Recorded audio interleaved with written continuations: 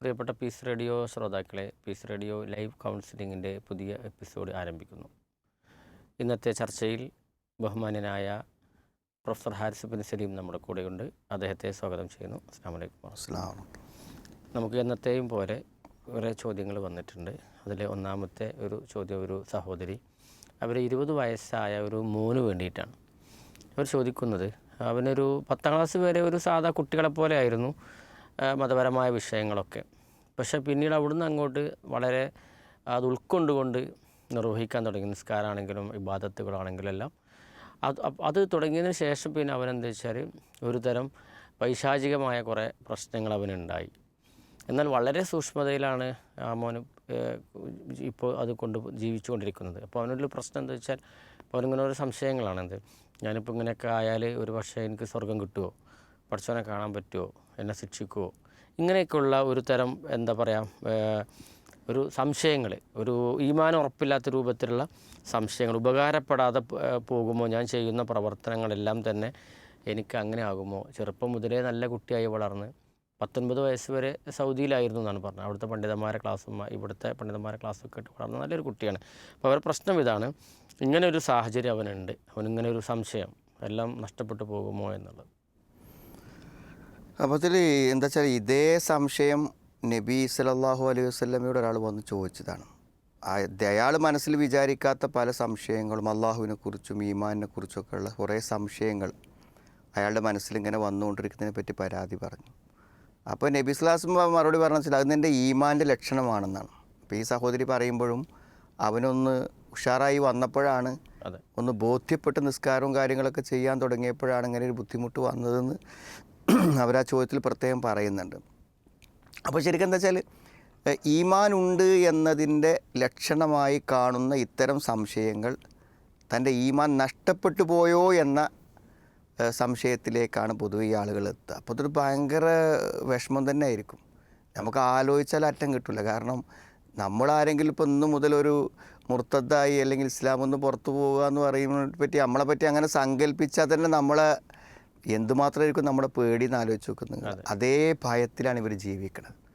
അവരെ ബേജാറും അസ്വസ്ഥതയെ കണ്ടാൽ നമ്മളാകെ ഇടങ്ങാറായി പോകും. സത്യത്തിൽ അവരുടെ വിശ്വാസത്തിനൊന്നും സംഭവിച്ചിട്ടില്ല. കാരണം അവൻ ശരിയായി എന്ത് ചെയ്യുന്നു, അള്ളാഹുവിലും പരലോകത്തിലൊക്കെ വിശ്വസിക്കുന്നത് മനസ്സിൻ്റെ ഒരു തോന്നൽ മാത്രമാണ്.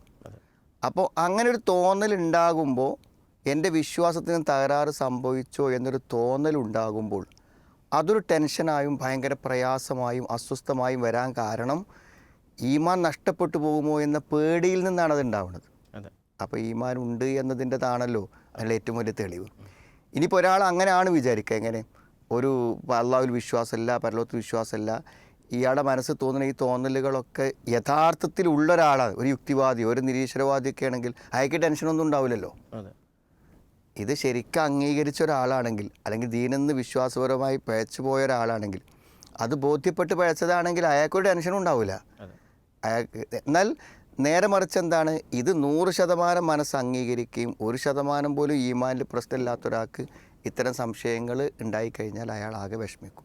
അപ്പോൾ അതിന് ചെയ്യേണ്ട കാര്യം എന്താ വെച്ചാൽ, ഒന്ന് നമ്മളിത് മനസ്സിലാക്കുക, ഇതെൻ്റെ ഈമാനികമായ തകരാറ് കൊണ്ടല്ല, എൻ്റെ മനസ്സിൻ്റെ എന്തോ ദുർബലത കൊണ്ടോ അല്ലെങ്കിൽ പൈശാചികമായ പ്രേരണ കൊണ്ടോ ഉണ്ടാവുന്ന ഒന്നാണ്.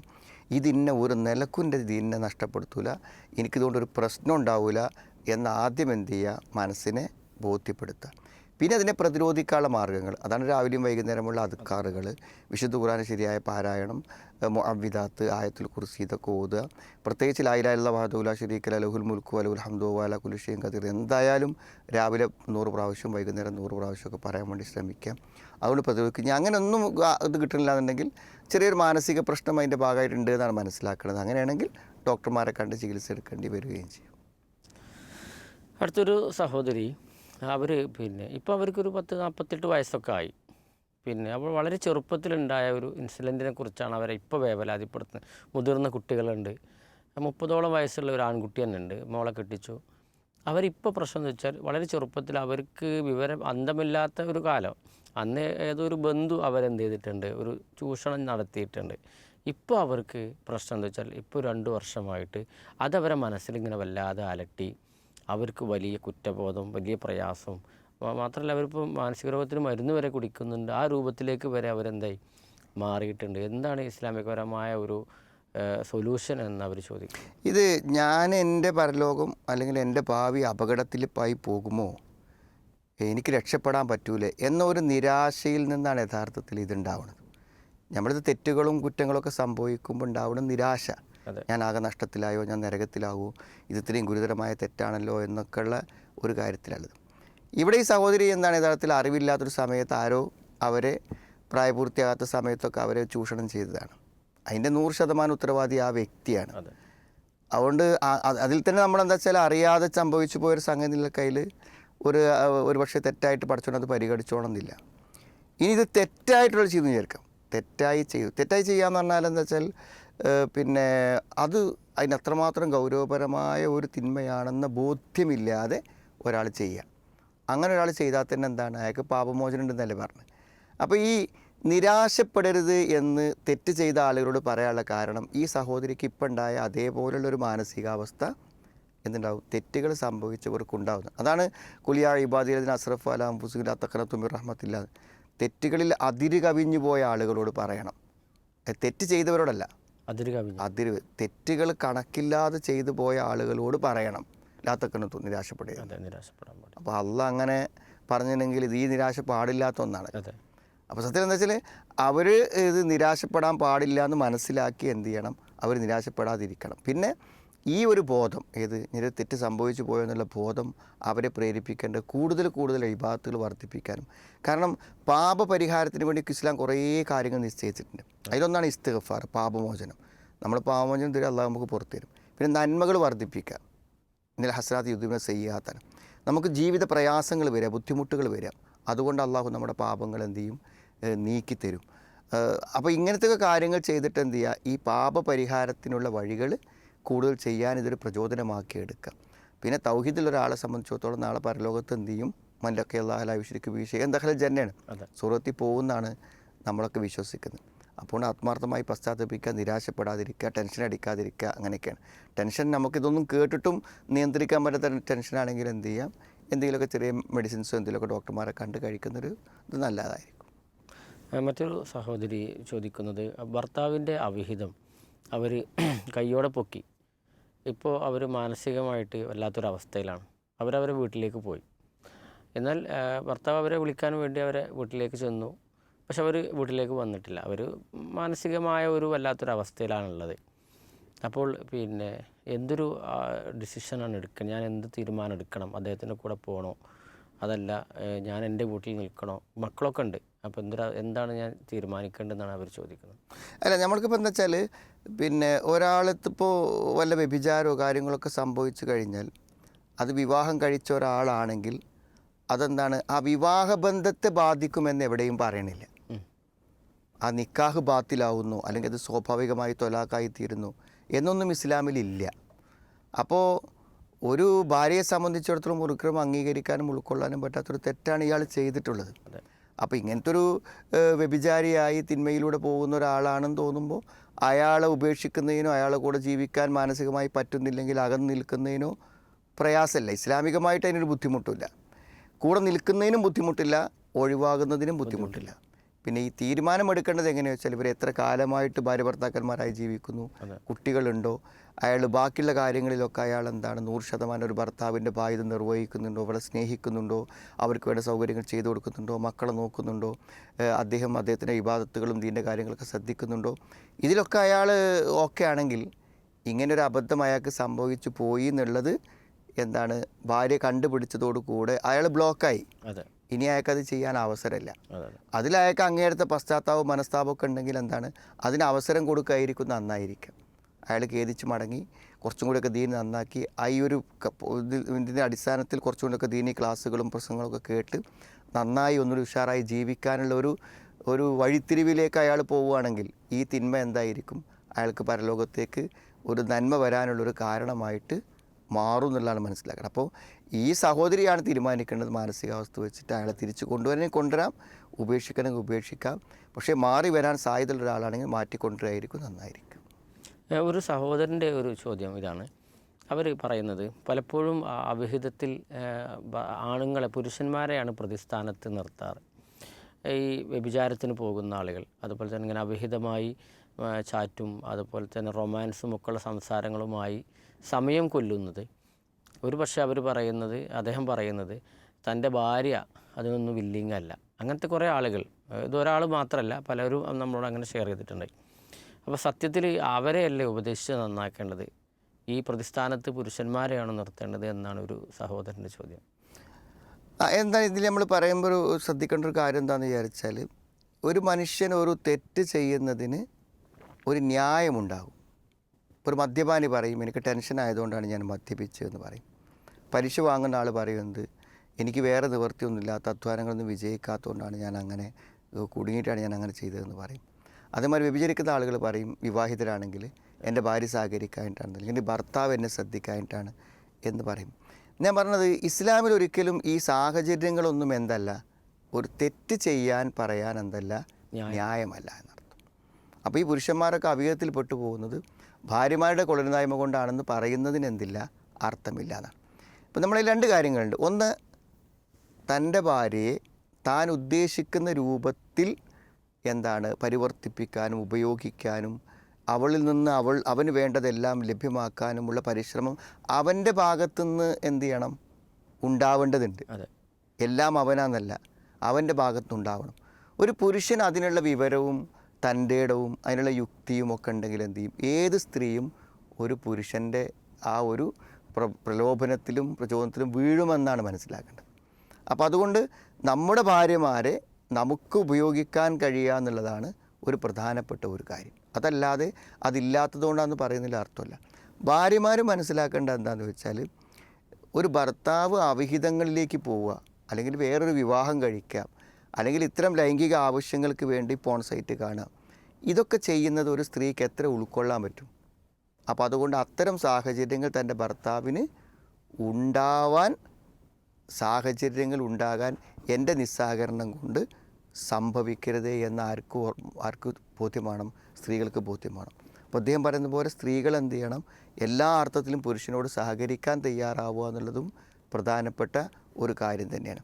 അപ്പോൾ പിന്നെ വിശുദ്ധ ഖുർആൻ സൂറത്ത് നിസായിലെ ഒരു പ്രയോഗത്തിൽ എന്താണ്, നിങ്ങളുടെ ഭാര്യമാരെ നിങ്ങൾ എന്ത് ചെയ്യണം, വ്യഭിചാരിണികളാക്കുക എന്നൊരു വ്യാഖ്യാനം കാണാൻ പറ്റും. അതിൻ്റെ അർത്ഥം എന്ന് വെച്ചാൽ, ഭർത്താവിൻ്റെ മനസ്സിൽ വേറൊരു സ്ത്രീ വന്നു കഴിഞ്ഞാൽ പിന്നെ അയാളുടെ സ്ത്രീ എന്ത് ചെയ്യും, അനാഥമാകും. അപ്പോൾ സ്ത്രീകൾ എന്ത് ചെയ്യും, അവിഹിതങ്ങളിലേക്കും കാര്യങ്ങളൊക്കെ പോകുന്ന സാഹചര്യങ്ങളുണ്ടാവും. ഇത് തിരിച്ചുമുണ്ടാവാം. ഒരു സ്ത്രീയുടെ മനസ്സിലൊരു പുരുഷൻ കയറി കഴിഞ്ഞാൽ എന്ത് ചെയ്യും, അവൾക്ക് അവളുടെ ഭർത്താവിനോട് സഹകരിക്കാൻ കഴിയില്ല. അപ്പോൾ ഭർത്താവ് വേറെ ബന്ധങ്ങളിലേക്ക് പോകുന്ന സാഹചര്യങ്ങളുണ്ടാവും.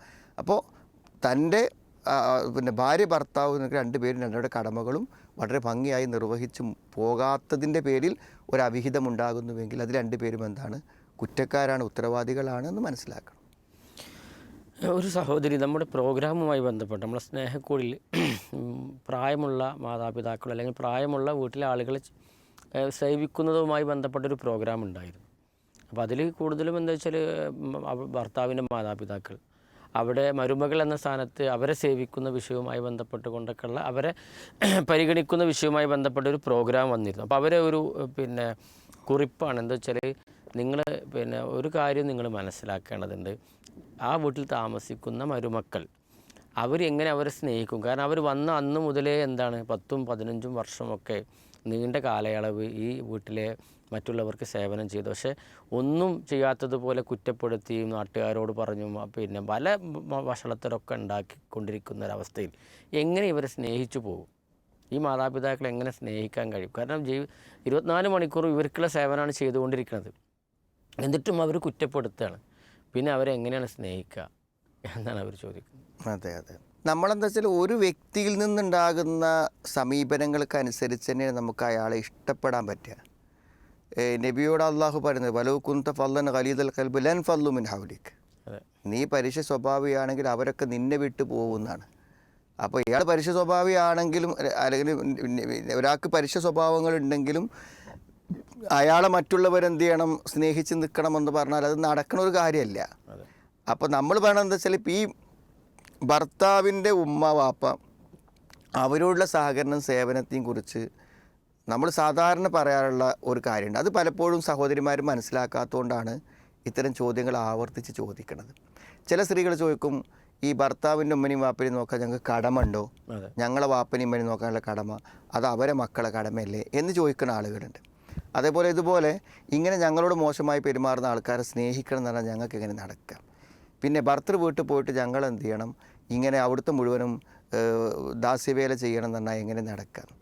ഇതിന് നമ്മൾ പറയുന്നൊരു മറുപടി എന്താണെന്ന് വെച്ചാൽ, ഇപ്പോൾ നമ്മൾ ഭർത്താവിൻ്റെ വീട്ടിൽ താമസിച്ച് ഭർത്താവിനോടൊപ്പം ഒരു ദാമ്പത്യ ജീവിതം മുന്നോട്ട് കൊണ്ടുപോകണമെങ്കിൽ ആ വീട്ടിൽ നമ്മൾ നിൽക്കണം. അതെ.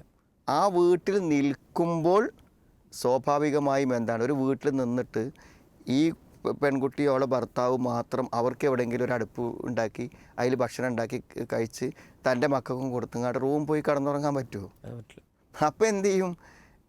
അവർ വീട്ടിലൊരു അംഗമായി ഇവർ ചെല്ലുമ്പോൾ എന്തു ചെയ്യും, അവിടുത്തെ മൊത്തം വീടിൻ്റെ ആളുകൾക്കുള്ള ഭക്ഷണം, ഇവർക്കടക്കമുള്ള ആളുകളുടെ ഭക്ഷണം ഉണ്ടാക്കുന്നതിൽ, ആ വീട് വൃത്തിയാക്കുന്നതിൽ അവരവരുടേതായ സേവനം ചെയ്യുന്നു എന്നേ ഉള്ളൂ.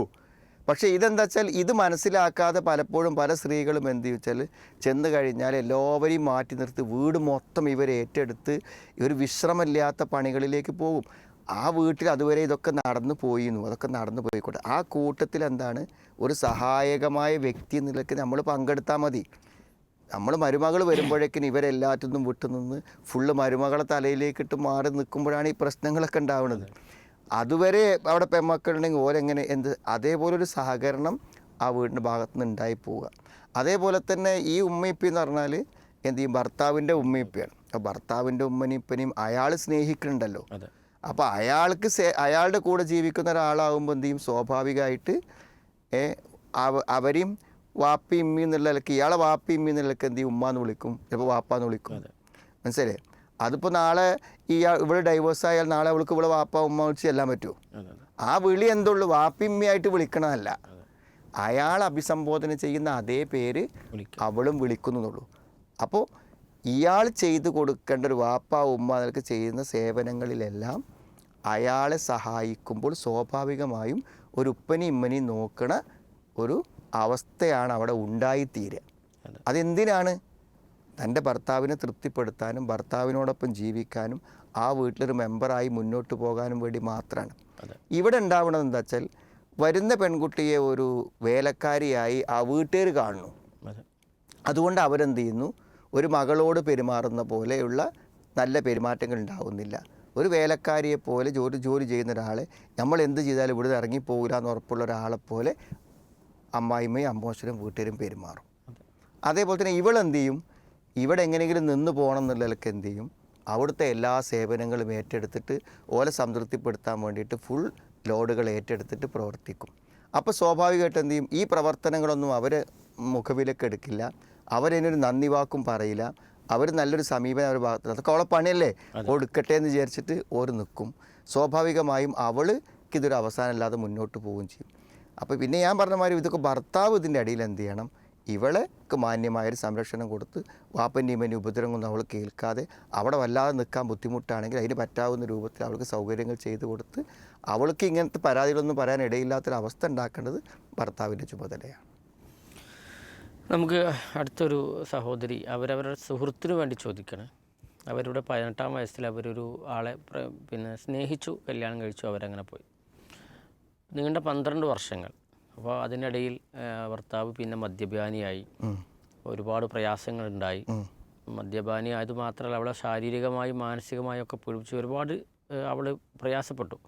അങ്ങനെ ഇപ്പോൾ അവൾ എന്ത് ചെയ്തു, ഭർത്താവിനെ ഒഴിവാക്കി അവൾ വീട്ടിലേക്ക് വന്നു. ഇനി ഒരിക്കലും അയാളിലേക്ക് പോകുന്നില്ല എന്ന് ഉറപ്പിച്ചാണ് വന്നത്. അവരുടെ സാമ്പത്തികമായ എന്തൊക്കെയോ കാര്യങ്ങൾ, വാപ്പാൻ്റെ സ്ഥലം അയാൾ പണയം വെക്കുക, അങ്ങനെ എന്തൊക്കെയോ കാര്യങ്ങളൊക്കെ ഉണ്ട്. അപ്പോൾ ഇവൾ തലാക്ക് ആവശ്യപ്പെടുന്നുണ്ട്, അയാൾ കൊടുക്കണില്ല, ഈ ഇത് വെച്ചിട്ട് നിൽക്കണം. അപ്പോൾ ഈ സ്ത്രീ ചോദിക്കുന്നത്, സഹോദരി ചോദിക്കുന്നത്, ഇനി ഒരിക്കലും ഞാൻ അയാളുടെ കൂടെ ജീവിക്കാനില്ല. അപ്പോൾ അയാൾ മദ്യപാനമൊക്കെ നിർത്തി എന്നൊക്കെ പറഞ്ഞ് ഒരു ദൂതൻ വഴി വീട്ടിലേക്ക് വന്നൊക്കെ ചെയ്തു. പക്ഷേ അവൾ പറഞ്ഞു ഇനിയില്ല, അതൊക്കെ അയാൾ കളവ് പറയാണ്, ഞാൻ ഇനി അയാളെ കൂടെ ജീവിക്കാനില്ല. ഇങ്ങനെയുള്ളൊരു തീരുമാനം എടുക്കുന്നത് ഇസ്ലാമികപരമായി തെറ്റാണെന്നാണ് അവരുടെ ചോദ്യം. അല്ല, അവർ പറഞ്ഞതൊക്കെ ശരിയാണെങ്കിൽ നമുക്ക് തെറ്റ് തരാൻ പറ്റില്ല. കാരണം തീരെ തൻ്റെ കാര്യം ഉത്തരവാദിത്വം നിർവഹിക്കാത്തൊരു മദ്യപാനിയായ ഭർത്താവ് അയാളെ ഉപദ്രവങ്ങളും വിഷമങ്ങളും സഹിച്ച് അയാളെ കൂടെ ജീവിക്കണം ഇസ്ലാമിൻ്റെ ഒരു നിർബന്ധമില്ല. സംരക്ഷണം നൽകുന്നില്ലെങ്കിൽ സ്വാഭാവികമായും അവൾക്ക് എന്താണ്, അവിടുന്ന് മോചനം നേടാനുള്ള സാഹചര്യങ്ങളുണ്ട്. പക്ഷേ ഇതൊക്കെ എന്താണെന്ന് വിചാരിച്ചാൽ അതിൻ്റെ ഒരു പിന്നെ ശരിയായ ഒരു ഇസ്ലാമിക വഴിയുണ്ട്. ആ വഴിയിലൂടെയാണ് ഇതൊക്കെ നടത്തേണ്ടത് എന്നുള്ളതാണ്. മനസ്സിലായി. ഇതിപ്പോൾ നമ്മൾ കുറേ കാലം നിന്ന് സഹി കെട്ട് നിൽക്കുമ്പോൾ നമ്മളുടെ ഇറങ്ങി പോരുകയാണ്. എന്നിട്ട് പിന്നെ തലാഖും അതിൻ്റെ പ്രൊസീജിയറുകളൊക്കെ അന്വേഷിക്കുകയാണ് ചെയ്യുന്നത്. സാധാരണഗതി എന്താ വെച്ചാൽ നിന്ന് പോകാൻ കഴിയാത്ത സാഹചര്യങ്ങൾ ഉണ്ടാകുമ്പോൾ തന്നെ എന്ത് ചെയ്യണം, അതിന് പരിഹാരത്തിന് വേണ്ടി മധ്യസ്ഥന്മാർ വരണം എന്നാണ്. അതാണ് ഹക്കമിൽ അഹ്ലിഹ ഹക്കമിൽ അഹ്ലി എന്ന്. ഈ ഹക്കമു എന്നുള്ള വാക്കനുണ്ടല്ലോ, അതിന് വളരെ അർത്ഥവത്തായ ഒരു വിധികർത്താവാണ്. അപ്പോൾ ശരിക്കും എന്താ വെച്ചാൽ ഈ മധ്യസ്ഥന്മാർ കൂടിയിരുന്നിട്ട് എന്ത് ചെയ്യുക, ഇവരെ രണ്ടാളെയും വിളിച്ച് അവളെ ഭാഗത്തു നിന്നുള്ള മധ്യസ്ഥരും അവൻ്റെ ഭാഗത്തുനിന്ന് മധ്യസ്ഥന്മാരും ഇരുന്ന് ചർച്ച ചെയ്തിട്ട് രണ്ടാളെ അഭിപ്രായങ്ങളും കേട്ടിട്ട് അവർ തീരുമാനിക്കുകയാണ് എന്ത്, ഇവളിഞ്ഞിപ്പോൾ അവൻ്റെ കൂടെ ജീവിക്കാതിരിക്കാൻ നല്ലതെന്ന് അവർ തീരുമാനിച്ചാൽ ആ തീരുമാനം തന്നെ മതി തലാഖായിട്ട്. തലാഖ് കൊടുക്കില്ലെന്ന് അയാൾ പറഞ്ഞാൽ പോലും ഇവർ തീരുമാനിച്ചാൽ അതെന്താവും, തലാഖാവുമെന്ന് മുഫസ്സിരീങ്ങൾ പറഞ്ഞിട്ടുണ്ട്. അപ്പോൾ എത്ര ബലമുള്ളതാണ്. അപ്പോൾ അതിൻ്റെ ശരി. അപ്പോൾ കുറേ സ്ത്രീകളില്ലേ എന്ത് ഭർത്താക്കന്മാർ ഇറങ്ങിപ്പോന്നിട്ട് തൊലാക്ക് കിട്ടാതെ വേറെ വിവാഹം നടക്കാതെയൊക്കെ ഇരിക്കണില്ലേ, അതിൻ്റെ യഥാർത്ഥ പ്രൊസീജിയർ അനുസരിച്ച് പോവാത്തതുകൊണ്ടാണ്. ശരിക്കും അവർക്ക് തർക്കം ഉണ്ടായി കഴിഞ്ഞാൽ ഹക്കമിൻ്റെ അഹ്ലിഹി ഹക്കമിൻ്റെ അഹ്ലിയാണ്. ഈ ഹക്കമ് വന്നു കഴിഞ്ഞാൽ എന്ത് ചെയ്യും, അവർ തമ്മിൽ ചർച്ച ചെയ്യും. ഒരു അന്തിമമായ, കാരണം അവരെ ഏൽപ്പിച്ചു, അവരെടുക്കുന്ന തീരുമാനം അന്തിമമാണ്. അപ്പോൾ എന്ത് വെച്ചാൽ കഴിഞ്ഞാൽ പിന്നെ ഞാൻ അയാൾ ഒഴിവാക്കിയത് ശരിയായോ, ഞാൻ അയാൾക്ക് നിർത്തേണ്ടിയിരുന്നു എന്നൊന്നും, കാരണം അത് അവരുടെ തീരുമാനമല്ലല്ലോ, അവർ പറഞ്ഞതിൻ്റെ അടിസ്ഥാനത്തിൽ മധ്യസ്ഥന്മാരുടെ തീരുമാനമാണ്. അപ്പോൾ എൻ്റെ തീരുമാനം ശരിയായോ ശരിയായില്ല എന്നുള്ള കുറ്റബോധമില്ല, തീരുമാനം നടക്കാത്ത പ്രശ്നമല്ല, ഇയാൾ തൊലാക്ക് തരാത്ത പ്രശ്നമല്ല. ഇസ്ലാം എത്ര മനോഹരമാണ്. ഇനി ഈ രണ്ടാളുകളും മധ്യസ്ഥന്മാരാവുന്നതുകൊണ്ട് ഇവർ രണ്ടാളെയും വാപ്പാരും ഉമ്മാരും തമ്മിലാണ് സംസാരിക്കണമെങ്കിൽ വൈകാരികമായിരിക്കും, തമ്മിൽ തല്ലാവും. അതൊക്കെ ഒഴിവാക്കാൻ പറ്റും എന്താകുമ്പോൾ പുറത്തുനിന്നൊരു മധ്യസ്ഥനാണ് ശരിക്കും കേട്ട് മറുപടി പറയുമല്ലോ. അപ്പോൾ നീതിപൂർവമായിട്ടുള്ള മധ്യസ്ഥന്മാരിലൂടെ സംസാരിച്ചിട്ട് മുന്നോട്ട് പോകലല്ല ഹൈറ് എന്ന് അവർ പറയുകയാണെങ്കിൽ അതനുസരിച്ച് തൊലാക്കും കാര്യങ്ങളും അതിൻ്റെ സെറ്റിൽമെൻറ്റുകളും കൊടുക്കാനുള്ള പൈസയും കാര്യങ്ങളൊക്കെ പരിഹരിച്ച് ഇസ്ലാം നിർദ്ദേശിച്ച രൂപത്തിലാണെങ്കിൽ ഇത്തരം പ്രയാസങ്ങളൊന്നും ഉണ്ടാവില്ല എന്നാണ് മനസ്സിലാകുന്നത്. മറ്റൊരു സഹോദരി വളരെ ചെറുപ്പക്കാരിയായ ഒരു പെൺകുട്ടിയാണ്. അവൾ വിവാഹമോചനം നടന്നിട്ടില്ല. തൊലാക്ക് അവർ രണ്ട് വീട്ടുകാരും തമ്മിൽ സംസാരിച്ചു. ഭർത്താവിൻ്റെ വീട്ടുകാർ വന്നു, അവർ പറഞ്ഞ ഡിമാൻഡുകളൊക്കെ സമ്മതിച്ചു. പക്ഷേ ഈ കുട്ടിയുടെ വാപ്പയും ഉമ്മയോ അല്ലെങ്കിൽ കുടുംബം അതിങ്ങനെ നീട്ടിക്കൊണ്ടു പോകുന്നൊരവസ്ഥയാണ്. 23 അല്ല പെൺകുട്ടി, ആൺകുട്ടി, അതായത് വരൻ്റെ ഭാഗത്തു നിന്നുള്ള എല്ലാ കാര്യങ്ങളും ഓക്കെയാണ്. അവർ പറഞ്ഞ ഡിമാൻഡും കാര്യങ്ങളൊക്കെ പറഞ്ഞ് ഒഴിവാക്കാൻ തയ്യാറായി, തൊലാക്കിന് തയ്യാറാണ്. പക്ഷേ പെൺകുട്ടിയുടെ വീട്ടുകാരെന്ത് ചെയ്യണേ, അവരതിങ്ങനെ നീട്ടിക്കൊണ്ട് പോകുന്ന ഒരവസ്ഥയാണ് ഇപ്പോൾ ഉള്ളത്. അപ്പോൾ അവൾ പറയുകയാണ്, എനിക്ക് ശരിക്ക് 23 വയസ്സാണുള്ളത്. അപ്പോൾ അവർ നീട്ടിക്കൊണ്ട് പോകുമ്പോൾ പ്രയാസം എന്ന് വെച്ചാൽ എനിക്കൊരു വിവാഹം ആവശ്യമുണ്ട്. അവൾ തന്നെ പറയണേ, എനിക്കൊരു വിവാഹം ആവശ്യമുണ്ട്, അത് നടക്കുന്നില്ല. എൻ്റെ താഴെ പെൺകുട്ടികളുണ്ട്, അവർക്കൊരു വിവാഹം അന്വേഷണവും നടക്കുന്നില്ല. ഇത്തരമൊരു സാഹചര്യത്തിൽ പിന്നെ എന്താണ് ശരിക്കും ചെയ്യേണ്ടത് എന്നാണ് ഈ കുട്ടി ചോദിക്കുന്നത്. ഇവളെ വാപ്പിയമ്മയാണത് ചെയ്യാൻ തയ്യാറാവാത്തത്. അല്ല, അങ്ങനത്തെ ഒരു സാഹചര്യം ചിലപ്പോൾ ഇപ്പം പെൺകുട്ടികൾക്ക് അവിടെ രക്ഷിതാക്കളാണല്ലോ അവിടെ വലിയ ആയിട്ടുള്ളത്, വാപ്പയാണല്ലോ. അപ്പോൾ വാപ്പ എന്താ വെച്ചാൽ നിരുത്തരവാദപരമായ ഒരു സമീപനമാണെന്ന് മനസ്സിലാക്കണം. ഇവൾ പറഞ്ഞത് ശരിയാണെങ്കിൽ ഓൾറെഡി എന്താണ് ഭർത്താവ് പോയി, ഇനി അത് ഒരു സെറ്റിൽമെൻ്റ് ആവാതെ നിൽക്കുമ്പോൾ അവളുടെ ഭാവി അനിശ്ചിതത്വത്തിലാണെന്നാണ് ഈ പറയുന്നത്. അപ്പോൾ അതുകൊണ്ട് സ്വാഭാവികമായി എന്താ വെച്ചാൽ ഒരു വിധവയെ സംബന്ധിച്ചിടത്തോളം അവളെ കാര്യം തീരുമാനിക്കാൻ അവൾക്ക് എന്തുണ്ട്, അധികാരമുണ്ട് എന്നാണ് സ്വാഭാവികമായിട്ട്. കാരണം വലിയ തടസ്സം നിൽക്കുമ്പോൾ അവൾക്ക് അവളുടേതായ അധികാരമുണ്ട്. അപ്പോൾ എനിക്ക് തോന്നുന്നത് വെച്ചാൽ അവളൊരു വിധവയായതുകൊണ്ട് തന്നെ അവൾ ഈ കാര്യങ്ങൾ എന്താണ് കുടുംബത്തിലോ ബന്ധത്തിലോ ഒക്കെ ഉള്ള ഉത്തരവാദിത്തപ്പെട്ട മറ്റാളുകളെയോ അല്ലെങ്കിൽ അവരുടെ മഹലിലെ പള്ളിയിലെ കാളിയെയോ ആരെങ്കിലുമൊക്കെ സമീപിച്ചിട്ട് എന്ത് ചെയ്യണം, ഇങ്ങനെ എനിക്കൊരു പ്രതിസന്ധി ഉണ്ട് എന്ന് പറഞ്ഞിട്ട് വാപ്പൻ്റെ ഈ കാര്യത്തിൽ ഇടപെട്ടിട്ട് ഒരു തീരുമാനം ഉണ്ടാക്കി തരാൻ വേണ്ടി അവൾക്ക് പറയാൻ നോക്കും. അതല്ലാന്നുണ്ടെങ്കിൽ അവൾ തന്നെ എന്ത് ചെയ്യാണ്, നിയമപരമായി ഇത് വേർപെടുത്താനുള്ള സംവിധാനങ്ങളും കാര്യങ്ങളൊക്കെ അവൾക്ക് അവളോട് സഹകരിക്കാവുന്ന ആളുകളെ സഹകരിപ്പിച്ചിട്ട് എന്ത് ചെയ്യണം, അത് ചെയ്യണം. പിന്നെ പുതിയ വിവാഹാന്വേഷണങ്ങൾക്കും പ്രപ്പോസലുകളൊക്കെ ക്ഷണിക്കാം. വാപ്പേന് തയ്യാറാവണില്ലെങ്കിൽ എന്ത് ചെയ്യാൻ പറ്റും, ഇങ്ങനത്തെ പരസ്യങ്ങളിലും കാര്യങ്ങളിലൊക്കെ അവരുടെ പ്രൊഫൈൽ കൊടുത്തിട്ട് ക്ഷണിക്കാം. അത് ക്ഷണിച്ചിട്ട് എന്ത് ചെയ്യാൻ പറ്റും, അതിൽ അന്വേഷണങ്ങളും കാര്യങ്ങളും വരുമ്പോൾ ആ അന്വേഷണങ്ങളോട് വാപ്പൻ്റെ നമ്പർ കൊടുത്തിട്ട് അന്വേഷണങ്ങൾ വരുമ്പോൾ പോസിറ്റീവായിട്ട് നിൽക്കുന്നില്ലെങ്കിൽ അതിനടുത്ത ഘട്ടങ്ങളിൽ അതിനെയൊക്കെ എങ്ങനെ എന്ത് ചെയ്യാൻ ബുദ്ധിമുട്ടില്ലാതെ വാപ്പനെ ഓവർടേക്ക് ചെയ്യാതെ കാര്യങ്ങൾ മുന്നോട്ട് കൊണ്ടുപോകാൻ എന്ത് വഴികളുണ്ടെന്ന് ആലോചിച്ച് മുന്നോട്ട് പോകാൻ പറ്റും. ഈ വാപ്പങ്ങനെ തടസ്സപ്പെടുത്തുന്നതുകൊണ്ട് അനിശ്ചിതമായി ഇത് ഇങ്ങനെ ഇരിക്കണം എന്നതിനൊരു ന്യായം നമ്മളെന്ത് ചെയ്യുന്നില്ല, കാണുന്നില്ല. എങ്ങനെ ഈ തൻ്റെ ആവശ്യങ്ങൾ നിർവഹിക്കാൻ തനിക്ക് മുന്നിൽ എന്ത് വഴിയുണ്ട് എന്ന് അന്വേഷിച്ച് അവർ കണ്ടെത്തി പരിഹരിക്കാൻ തന്നെയാണ് അവർ ശ്രമിക്കേണ്ടത്. ഒരു സഹോദരി ചോദിക്കുന്നത്, അപ്പോൾ ചെറുപ്പത്തിൽ കുട്ടികളെ നിസ്കാരമൊക്കെ ശീലിപ്പിക്കണമെന്നാണല്ലോ. അപ്പോൾ 7 വയസ്സ് 10 വയസ്സ് എങ്ങനെ അവരെ നമുക്കിത് ഒരു ആസ്വാദ്യകരമായി, ഇപ്പോൾ കുട്ടികൾ നിർബന്ധിച്ചാൽ അവരെന്ത് ചെയ്യും, നിസ്കരിക്കും. പക്ഷെ അവരെ ബോധ്യപ്പെടുത്തിക്കൊണ്ട്, അല്ലെങ്കിൽ അവരെ ബോധ്യപ്പെടുത്തുക എങ്ങനെയാണ് നിസ്കാരം എന്നുള്ളത് അവർക്ക് തന്നെ ബോധ്യപ്പെടുത്തി കൊടുക്കാൻ പറ്റുമെന്നാണ് അവർ ചോദ്യം. ഞാൻ മനസ്സിലാക്കണം എന്താ വെച്ചാൽ, ഇപ്പം നമ്മളൊക്കെ ക്ലാസ് കേട്ടും പ്രസംഗം കേട്ടും ഖുർആൻ പഠിച്ചിട്ടൊക്കെ നമ്മൾ ഉൾക്കൊണ്ട പല നന്മകളും മൂല്യങ്ങളും ഉണ്ടല്ലോ. ആ മൂല്യങ്ങളൊക്കെ ഈ ചെറിയ പിഞ്ചു മക്കളെന്താണ് അവരായിട്ട് തന്നെ ഉൾക്കൊണ്ട് അവരുടെ ശുദ്ധ പ്രകൃതിയിൽ നിന്ന് ആ നന്മകൾ വരുന്നത് നമ്മൾ കാണുന്നുണ്ട്. അപ്പോൾ എന്താ വെച്ചാൽ കുട്ടികളാകുമ്പോൾ അവരത് ഉൾക്കൊണ്ട് ചെയ്യില്ലെന്ന് നമ്മൾ വിശ്വസിക്കുന്നതിൽ അർത്ഥമല്ല. കുട്ടികൾ ഉൾക്കൊണ്ട് ചെയ്യും. കുട്ടികൾ അവരുടെ ജീവിതത്തിൽ എന്തെല്ലാം കാര്യങ്ങൾ അവർ സീരിയസ് ആയിട്ട് ചെയ്യുന്നുണ്ട്. ഇപ്പോൾ ഇന്നത്തെ കാലത്ത് ഇപ്പോൾ ഒരു ഇംഗ്ലീഷ് മീഡിയം സ്കൂളിൽ ഒരു കുട്ടി പഠിക്കണമെങ്കിൽ ആ കുട്ടിക്ക് എന്ത് ചെയ്യണം, എത്ര പുസ്തകങ്ങളും എത്ര പാഠങ്ങളും പഠിക്കാണ്ട്, അതൊക്കെ പഠിച്ച് റാങ്ക് വാങ്ങി ഉയർന്ന മാർക്ക് വാങ്ങുന്നില്ലേ. അപ്പോൾ ഞാനങ്ങനെ പഠിക്കണം, എനിക്ക് ഫസ്റ്റ് കിട്ടണം എന്ന ബോധത്തിൽ നിന്ന് അവരെന്താകുന്നുണ്ട്, മാറ്റങ്ങൾക്ക് വിധേയമാകും. അപ്പോൾ എനിക്ക് തോന്നുന്നത് കുട്ടിക്ക് കുട്ടിൻ്റെ ഭാഷയിൽ എന്താണ് നമ്മൾ പറഞ്ഞു കൊടുത്ത് മനസ്സിലാക്കി കൊടുത്താൽ എന്ത് ചെയ്യും. ഇപ്പോൾ ഉദാഹരണം പറയുകയാണെങ്കിൽ നമ്മളൊക്കെ ഇപ്പോൾ അടുത്തൊരു മരണം സംഭവിക്കുമ്പോൾ നമ്മളൊക്കെ മരിച്ചു പോകും. അപ്പോൾ മരിച്ചു പോയി കഴിഞ്ഞാൽ എന്ത് ചെയ്യും, ഉമ്മ മരിച്ചാൽ പിന്നെ കുട്ടീൻ്റെ കൂടെ ഉമ്മ ഉണ്ടാവില്ല, നീ മരിച്ചാൽ നിൻ്റെ കൂടെ ഉമ്മ ഉണ്ടാവില്ല. അപ്പോൾ എന്ത് ചെയ്യും, ഇനി നമ്മളൊക്കെ മരിച്ച് ഓരോ സമയത്ത് മരിച്ചു പോകും. പിന്നെ അവസാനം നമ്മളെല്ലാവരും എന്ത് ചെയ്യും, ഒന്നിച്ച് കാണും. അത് നമ്മൾ പരലോകത്ത് വെച്ചാണ് കാണുക. അപ്പം അങ്ങനെ ഒന്നിച്ച് കാണുക, സ്വർഗത്തിൽ വെച്ച് ഒന്നിച്ച് കാണണം എന്നുണ്ടെങ്കിൽ എന്ത് വേണം, നമ്മളൊക്കെ ചെയ്യുന്ന പോലെ നിങ്ങളും ചെയ്യണം. അപ്പോഴേ സ്വർഗത്തിൽ ഒന്നിച്ച് കാണുള്ളൂ. അപ്പം അതിനെന്താ വേണ്ടത്, അടിസ്ഥാനപരമായി നിസ്കരിക്കണം.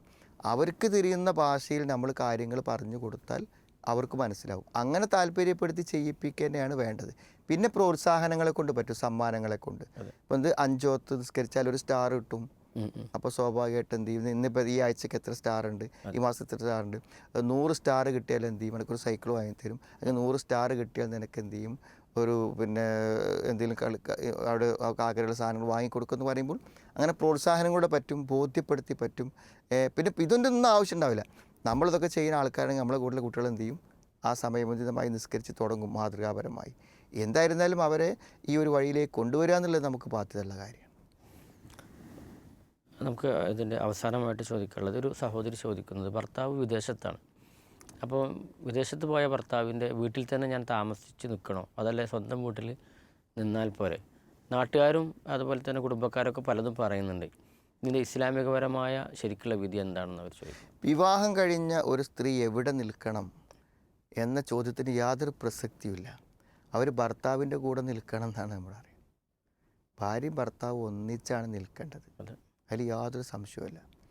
അപ്പോൾ അത് എവിടെ പോയിട്ടാണെങ്കിലും, ഒരു യുദ്ധത്തിന് പോവുകയാണെങ്കിലും ഭർത്താവിൻ്റെ കൂടെ പോവുകയാണ് അവർ വേണ്ടത്.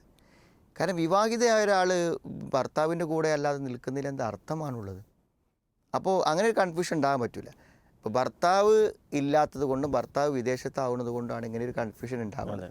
അപ്പോൾ അവർ ചെയ്യേണ്ടത്, അവർക്ക് ഭർത്താവിൻ്റെ അസാന്നിധ്യമുള്ളത് കൊണ്ട് തന്നെ അവർക്ക് ഏറ്റവും ഒരു സ്ത്രീ എന്ന നിലയ്ക്ക് അവർക്കൊരു സുരക്ഷിതത്വം വേണം. അപ്പോൾ അവരെപ്പോഴും കൊണ്ടുനടക്കാനും അവരെ ആവശ്യങ്ങൾക്ക് പുറത്തു പോകാനും അവരെ കാര്യങ്ങൾ നിർവഹിച്ചു കൊടുക്കാനും ഒക്കെ പറ്റുന്ന മഹറമായ ആളുകൾ എവിടെയാണോ ഉള്ളത് അവരെ കൂടെ അവർക്ക് എന്ത് ചെയ്യാം, നിൽക്കാം.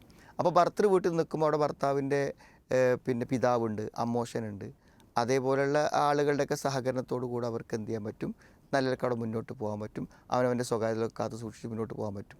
ഇനി ഇളയച്ചന്മാരോ മുത്തച്ഛന്മാരൊക്കെ ഉണ്ടെങ്കിൽ അതേപോലെ അന്യരായ പുരുഷന്മാരാണെന്ന് മനസ്സിലാക്കിക്കൊണ്ട് അവരുടെ ഡിസ്റ്റൻസ് കീപ്പ് ചെയ്ത് അവരുടെ ഹിജാബൊക്കെ സ്വീകരിച്ചിട്ട് നമുക്ക് നിന്ന് പോകാൻ പറ്റും. അതല്ല, അവർക്ക് ഏറ്റവും നന്നായി തോന്നുന്നത് വീട്ടിലാണെങ്കിൽ എന്താണ്, ഭർത്താവിൻ്റെ ഒരു പെർമിഷനോട് കൂടെ അവർക്ക് വീട്ടിൽ നിൽക്കുന്നതിന് ഒരു തകരാറുമില്ല. മനസ്സിലായി? അത് പിന്നെ അതിൻ്റെ പേരിൽ ഇനിയിപ്പോൾ എന്തെങ്കിലും ഭർത്തൃ വീട്ടിൽ പ്രശ്നം ഉണ്ടാക്കുന്നുണ്ടെങ്കിൽ എന്താണ്, അവരുടെ പിണക്കമില്ലാതിരിക്കാൻ അവരെ കാര്യങ്ങൾ പറഞ്ഞ് ബോധ്യപ്പെടുത്തി കൊടുത്ത് എന്ത് ചെയ്യണം, ഭർത്താവ് അതൊന്ന് കൺവീൻസ് ചെയ്തിട്ട് ചെയ്യുന്നതിന് ഒരു വിരോധമല്ല. അവർ നിൽക്കേണ്ട ഭർത്താവിൻ്റെ കൂടെയാണ്, അല്ലെങ്കിൽ സുരക്ഷിതമായ ഒരു സ്ഥലത്താണ്. പ്രിയപ്പെട്ട ശ്രോതാക്കളെ, ഈ എപ്പിസോഡ് ഇവിടെ അവസാനിക്കുന്നു. നിങ്ങളുടെ സംശയങ്ങളും ചോദ്യങ്ങളും എല്ലാം തന്നെ 95 44 845 840 എന്ന വാട്സപ്പ് നമ്പറിലും പീസ് റേഡിയോ ഫീഡ്ബാക്ക് ഓപ്ഷനും നിങ്ങൾക്ക് അയക്കാം. എല്ലാ ചൊവ്വാഴ്ചകളിലും നിങ്ങളുടെ സംശയങ്ങൾക്ക് മറുപടി തരുന്നതാണ്. ഇൻഷാ അല്ലാഹ് നിങ്ങളുടെ പ്രാർത്ഥനയോടെ ഇത് അവസാനിപ്പിക്കുന്നു. വാഹൃദവാൻ അൽഹംദുലില്ലാഹി റബ്ബിൽ ആലമീൻ. അസ്സലാമു അലൈക്കും വറഹ്മത്തുള്ളാഹി വബറകാതുഹു.